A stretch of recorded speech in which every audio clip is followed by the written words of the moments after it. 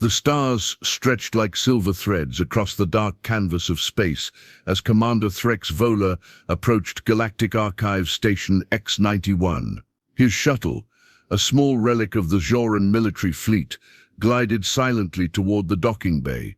The station loomed ahead, a massive ring-shaped structure orbiting the neutral world of Tellara Prime. It pulsed with artificial light and life. Scientists, historians, diplomats, and veterans all coexisting in this floating monument to memory. Threx stared through the viewport as the station grew larger. His deep violet skin, once marked with medals and honor strips, now showed signs of age and reflection. The scars he carried weren't just on his body.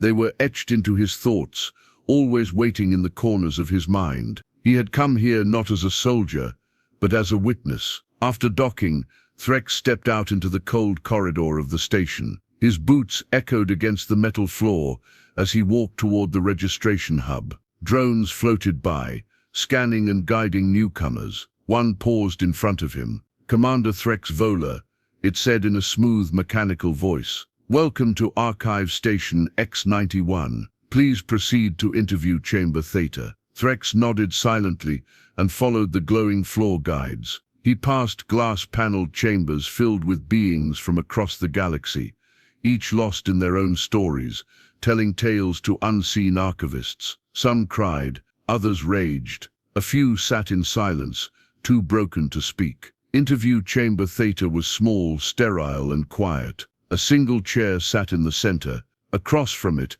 a glowing blue orb hovered.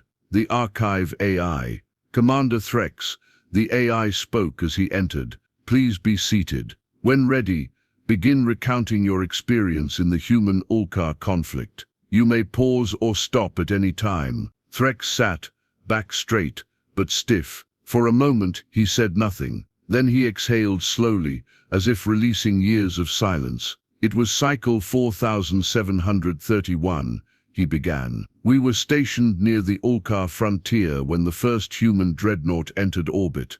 His voice was calm, but his eyes darkened with the weight of memory. "They didn't broadcast a warning. No message, no declaration, just silence, and then fire." He spoke of the battle over Ulkar Outpost 6, how human ships used decoys that mimicked refugee transports, how their ground troops swept through with terrifying speed. He remembered the way they burned forests to flush out resistance, even though the Ulkar hid in caves, not trees. "We didn't expect them to be so ruthless," Threx said, staring at the floor. "We thought they were like us, honorable, strategic. But they fought like creatures with nothing to lose." The AI pulsed softly, recording every word. When Threx finished the first recording, the AI paused. A thin red light blinked. "Commander, this content has been flagged as Level 7 sensitivity. Review required before archival." Threx frowned. "Is that standard procedure? For content that may impact diplomatic relations, yes." He sat back in the chair, unsettled. He had not come here to flatter governments or protect reputations. He had come to tell the truth. As he left the chamber, the hallway felt colder. He glanced back at the orb, still pulsing silently. Some truths, it seemed, were too raw for even history to accept without hesitation. The next day on Galactic Archive Station X-91 began with a quiet hum. Lights flickered on in the corridor outside Threx Vola's room. The station was always awake, but now it felt tense, as if it had taken a sharp breath and was waiting to exhale. Threx rose early, his mind still heavy from the day before. He had dreamed of fire, rivers of it sweeping across the Ulkar plains, smoke rising from cities that once hummed with life. The past never stayed buried, not truly. It returned in pieces, images and pain that crawled under the skin. As he dressed in his simple Joran robe, a notification blinked on his wall panel. "High-level human delegate has arrived. Public greeting scheduled in Central Hall." Threx raised an eyebrow. Delegates visited often, but few of them came with such fanfare. Curious, he left his quarters and joined the quiet stream of beings heading toward the main atrium. The central hall was a wide, circular space with a domed ceiling of transparent crystal. Stars shimmered above. Representatives of many species had already gathered, tall insectoids, scaled creatures, and even a few cautious humans. They murmured among themselves, eyes turned toward the center. A voice echoed from the speaker drones. "Please welcome General Korvax of the Earth Strategic Command." Threx's body stiffened. From the lift at the center of the hall, a tall human in a dark gray uniform stepped forward. General Korvax. His hair was cut close, face clean and sharp like a blade. His eyes were cold, calculated. He did not smile. Threx watched as Korvax moved with quiet control, like a predator aware of every step. Behind him walked two aides and a protocol officer, but it was clear who held power in the room. Korvax gave a short, formal speech.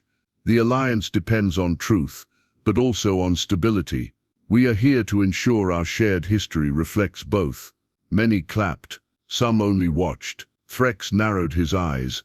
Later, in the corridor outside the recording chambers, Korvax appeared again, this time alone. Threx stood still as the human approached. Their eyes met, Zoran violet against human gray. "Commander Threx," Korvax said with a nod. "A respected name. I've read your file. I'm no longer in uniform," Threx replied.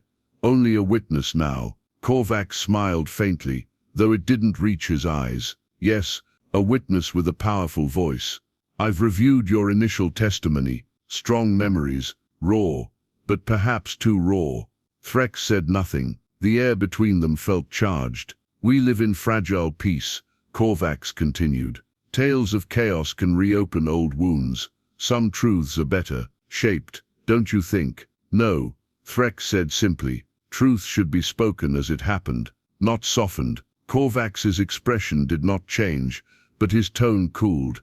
"Then I ask, no, I advise you to reconsider the details in your next entries. Leave the fire and blood in the past. Focus on diplomacy, not destruction." "And if I don't?" Threx asked. Korvax looked him in the eye. "Then perhaps your place in the archive will be reviewed." He turned and walked away, boots silent on the polished floor. Threx stood alone, fists clenched at his sides. That night, Threx sat in his room staring out the viewport. He remembered another moment, one he had never told anyone. A small Ulkar child, holding a white cloth, walking toward a human patrol thinking it meant peace. They shot her. No warning, no mercy, and now they wanted that truth hidden. Was that peace, or silence? He turned away from the stars and sat at his console. A new entry page blinked. He pressed record.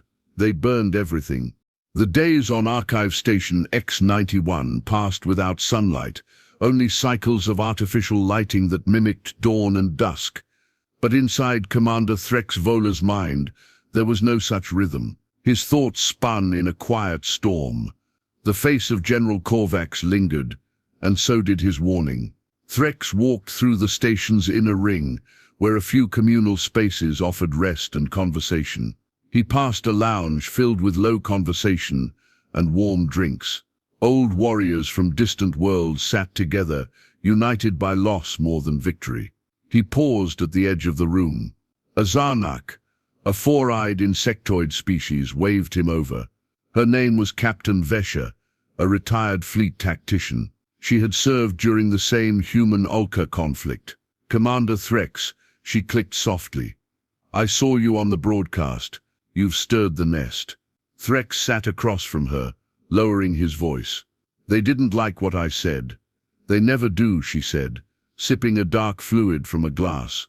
"Truth frightens those who built their peace upon shadows." Another voice joined in, an old Ulka male, half his body replaced by synthetic limbs. "Korvax was in Sector 9. I remember his orders, burn everything." My world glowed red for weeks. Threx listened in silence. More veterans joined, speaking in hushed tones. Stories spilled like water from a cracked jug.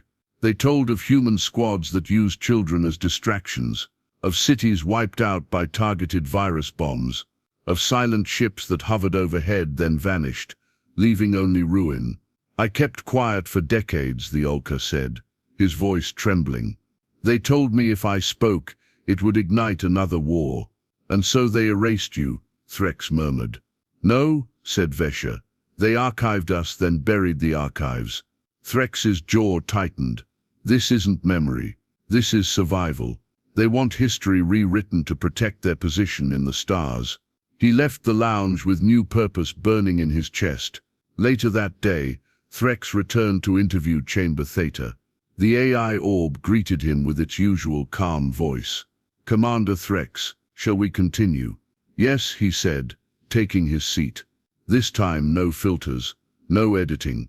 He began the story of the siege at Dartha Prime.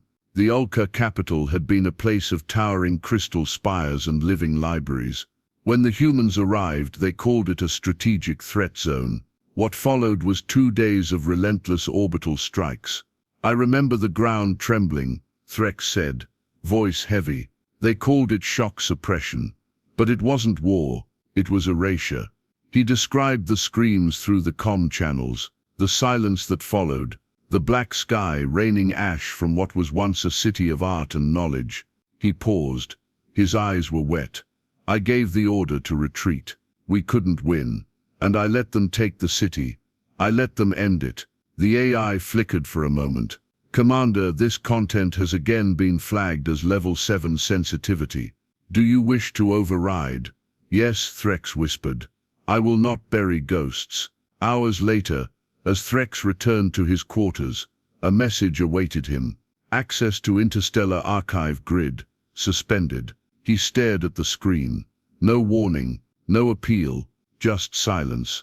A second message followed. Anonymous, you are not alone. Meet us at Maintenance Tunnel C12, midnight. Threx leaned back in his chair. They were watching him, but someone else was watching too. The ghosts of war were stirring. The station's artificial night cycle had begun. Lights dimmed across corridors, leaving only thin lines of guidance glow along the floors. Most residents of Archive Station X91 were asleep or quietly resting in their quarters. But Commander Threx Vola moved through the empty halls with quiet steps and sharp focus. He followed the message instructions carefully. Maintenance Tunnel C12 was in a section rarely used by guests. It was a forgotten part of the station, far below the main recording chambers. Pipes hummed overhead, and the walls were marked with old codes and peeling labels. Threx reached a locked door with a faded access panel. As he approached, the panel turned green. It had been waiting for him. The door slid open. Inside, 4 figures waited in the dim light of a utility node. Threx recognized 2 immediately. Captain Vesha, the Zarnak tactician, and the Ulka veteran with the cybernetic limbs. The other 2 were strangers, a lean Dralith engineer and a human woman in a grey research coat. The human stepped forward. I'm Archivist Lane, she said softly, and I don't agree with what they're doing. Threx raised a brow. You're human. I'm a historian, she corrected. My loyalty is to memory, not the ministry. Vesha leaned closer. You're not alone, Threx. Veterans from every side are being silenced. Their files restricted. Some have been deleted entirely. They want peace, Threx said. But peace built on lies isn't peace at all. Archivist Lane nodded. Exactly. That's why we've formed this network. Hidden nodes, off-grid recorders. We've been collecting testimonies the archive won't allow. Threx looked around at them. You want me to help? We want you to finish what you started, Vesha said. But safely. Korvax is watching every official channel. If we use the main AI again, they'll shut everything down. Lane reached into her bag and pulled out a small black cube. This is a private archive drone. It's off-network encrypted. Your stories will be saved. Unfiltered. And when the time is right, we'll release them across the entire interstellar grid. Threx took the cube in his hand. It felt heavier than it looked. Tell the whole truth, said the Ulka. Even the parts that shame us. All of us. Not just humans. Threx nodded slowly. Then let it begin. For the next several nights Threx met them in secret. He recorded everything. Battles no one wanted remembered. Mistakes he made. Horrors he witnessed. He didn't spare himself. He spoke of the orders he gave. The soldiers he lost.